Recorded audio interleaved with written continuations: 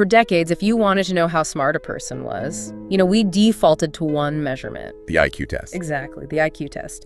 And that single, often pretty arbitrary number, it dictated everything. School placements, career expectations, the works. It fueled this widespread belief that smartness was some kind of singular, fixed commodity, like a permanent setting on a dial. Right, and it created a world where just so many forms of genuine brilliance were ignored. And completely ignored because they didn't fit into that neat, standardized box. And we now know that whole assumption is just, well, it's just plain wrong.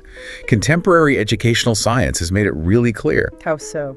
Children don't just differ in how much they can learn, but far more importantly, in how they acquire, process, and ultimately express knowledge. Right. So trying to capture the richness of a human mind with one score is like, I don't know, judging a symphony based on how many times the violin plays the note C. It's profoundly incomplete. Okay, let's unpack this. Our sources today take the work of Dr. Howard Gardner and his scientifically grounded theory of multiple intelligences, or MI, and they turn it from a fascinating theory into a practical, actionable roadmap for parents and educators. Which is the goal. Right. So our mission for you, the listener, is to treat this framework as a shortcut for identifying and deliberately nurturing those diverse cognitive strengths. Because when it's applied correctly, the research shows this framework lays the foundation for truly exceptional performance. We're talking about creativity, leadership. We're talking about cultivating genius. And that's the essential shift. Yeah. You move away from measuring a child against some universal standard, and you start measuring that child against their own highest potential, guided by where their natural strengths pull them. That is the key distinction. So here's how we're going to run this deep dive. We'll first define the 8 distinct ways to be smart and look at the early indicators in kids. Then, and this is the critical part, we'll move into the practical roadmap. The strategies parents and teachers can use right now to go from just recognizing intelligence to actively cultivating excellence. So let's start with those traditional domains. Let's do it. The core idea that changes everything is that intelligence is multidimensional. It's not one path to being exceptional. It's 8 equally valid paths. The first 3 are the ones, most often prioritized by traditional schools. Right. Kicking us off is linguistic intelligence, the ability to understand, use, and manipulate spoken and written language effectively. You see this in kids with a really strong vocabulary for their age. Or one who just devours books, loves storytelling, or even enjoys a good debate. Those are screaming indicators. And the strategies are designed to support that. I mean, daily reading aloud, obviously. Of course. But also engaging them in meaningful conversations, going beyond just do this, don't do that, to asking probing, open-ended questions like, why do you think the main character did that? Next up, we have logical mathematical intelligence. This is that capacity for abstract reasoning, analysis, seeing patterns, and just thinking logically.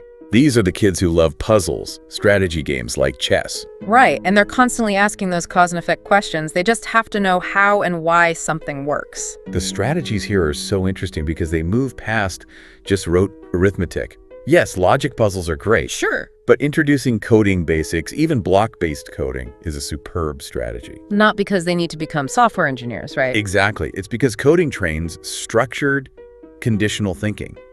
It forces them to see a problem and devise a logical, step-by-step pathway to the solution. And crucially, as adults, we have to emphasize the reasoning process itself, not just getting the right final answer.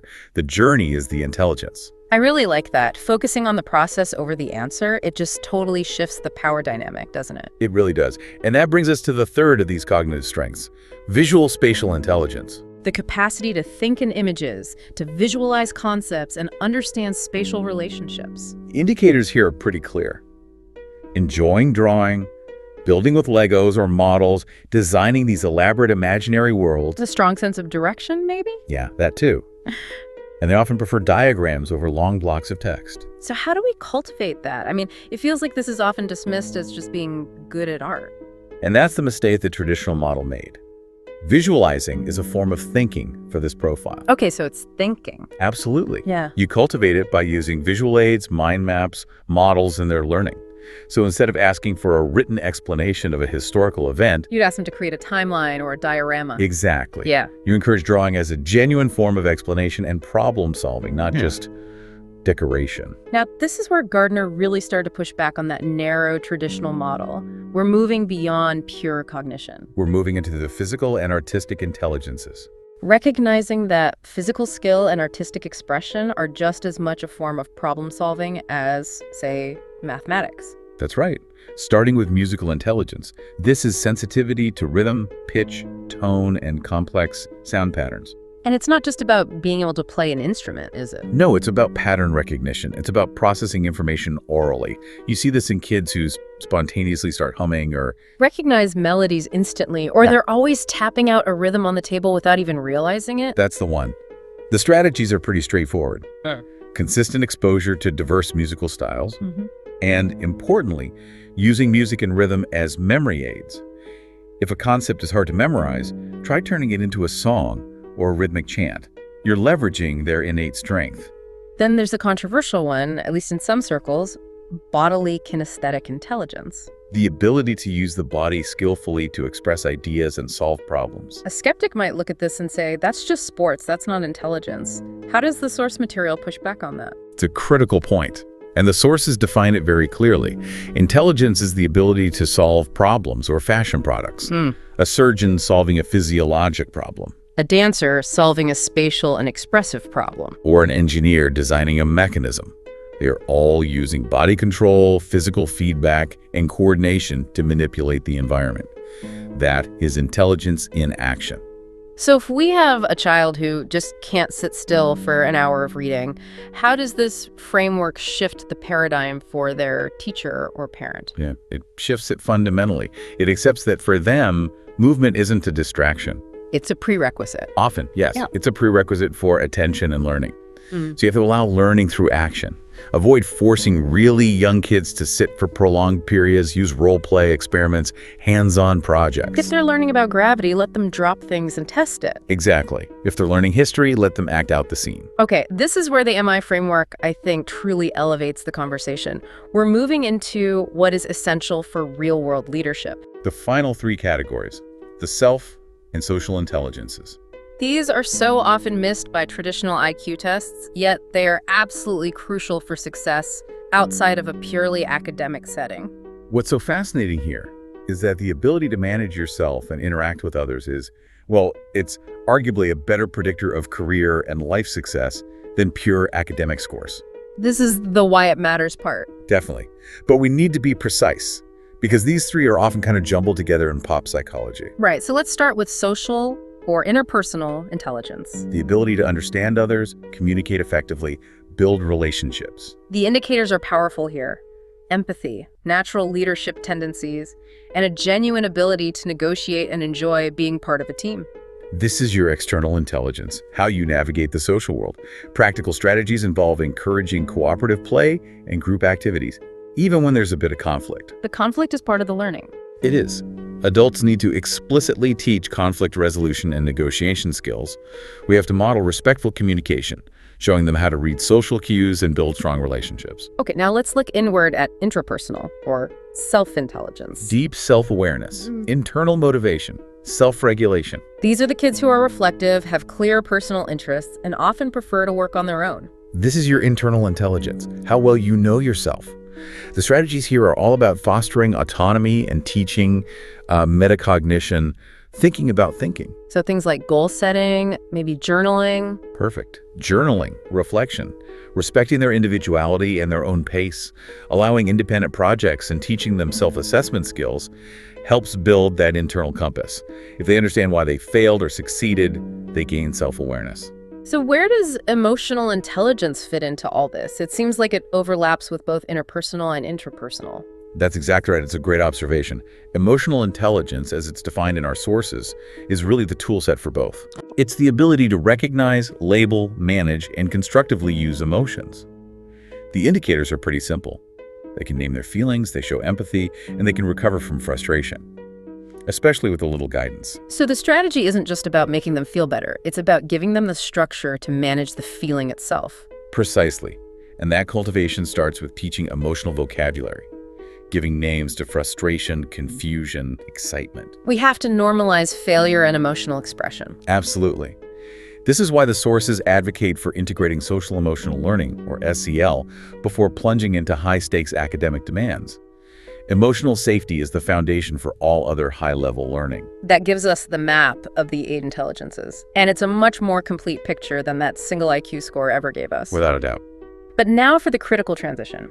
How do we identify a child's dominant profile? And more importantly, how do we use that knowledge to actively cultivate their path toward excellence? This is the practical roadmap. And the first thing to know is that the identification process is not a test.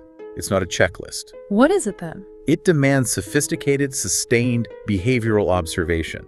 And across different contexts, too. It's not about how well they perform on some mandatory assignment, is it? It's about something else. It's about engagement. The source material gives us what they call the golden rule for identification. Okay, what's the golden rule? The golden rule is the core insight for discovery. What a child consistently chooses, enjoys, and returns to is where their core intelligence and greatest potential lie. You monitor engagement, not just performance. Exactly. That's the key difference between a fleeting talent and a deep strength. And this directly addresses why that old IQ model failed so badly. How so? Well, IQ measured limited, often externally motivated abilities. If a child performs well just to please an adult, that performance is fragile. But if they choose to spend hours dismantling a computer because they're fascinated by it, that's logical mathematical intelligence in action. That effort is self-sustaining. That's the mechanism. Intrinsic motivation, that deep enjoyment of the process, is the single biggest predictor for maintaining the high effort required for what we call sustained, deliberate practice. Genius isn't born. No, it is cultivated through thousands of hours of effort. And the only thing that sustains that level of effort over decades is that internal pull of engagement. That's a powerful connection. So with that engagement identified, what are the actionable steps? What do adults need to do to guide that child from a strong profile toward exceptional, even genius-level performance? The sources outline 5 deliberate steps. Step 1, identify strengths early. You have to know the foundational materials you're working with. Meaning you have to consciously expose kids to a wide range of activities? Right. Art, sports, music, debate, social projects. You have to observe where their engagement is. If you don't expose them, you can't discover their profile. Step 2, provide sustained, deliberate practice. Talent is cheap, application is expensive. I like that. So if a child has strong linguistic intelligence, don't just praise their stories. Give them a platform. Yeah, encourage them to write a chapter of a book every day, critique their own work, read it aloud to an audience. That deliberate effort is how skill deepens into mastery. Then step 3, offer emotional safety and autonomy. This builds resilience. Because any exceptional path is going to involve failure. Inevitably. If the child feels safe to fail and has the autonomy to choose how to fix the problem, guided by their interpersonal intelligence, they learn self-regulation, and they keep pushing boundaries, which is essential for innovation. Step 4 is integrate learning across environments. Don't let school knowledge stay siloed at school. Right. If a child is strong in logical mathematical concepts, connect those skills to, say, building a family budget or planning a trip route, which also brings in visual spatial. You're showing them that their intelligence is a tool for living, not just for passing a test. And finally, step 5. Measure growth, not comparison. The moment you start comparing a child's progress to some standardized peer group, you risk crushing their unique pace and motivation. So you focus on individual benchmarks. Exactly. How much better are they now than they were last month? How much deeper is their understanding? This respect for their personal rhythm is what allows that long-term, specialized excellence to emerge. So genius is not an accident. It's cultivated through this scientifically informed, individualized approach. The power of the MI framework is that when parents, teachers, educators all work together, using these strategies, respecting these 8 ways of being smart, we are actively developing the innovators, leaders, and creators who will genuinely shape the future. And it's all built on inherent joy and engagement, rather than just external pressure. That's the whole game. And, if we acknowledge that cultivating excellence requires this respect for individual pace and measuring growth, not comparison, then we have to turn that lens on ourselves. What do you mean? Well, we all have dominant intelligences we may have suppressed to fit a standardized definition of success. So we have to ask, What are 3 specific areas of learning in your own adult life where you might benefit most by abandoning standardization and focusing instead on your personal golden rule of consistent enjoyment and engagement? Where do you naturally return to? Exactly. And how can you provide yourself with sustained, deliberate practice in that domain? Think about that as you close out this deep dive.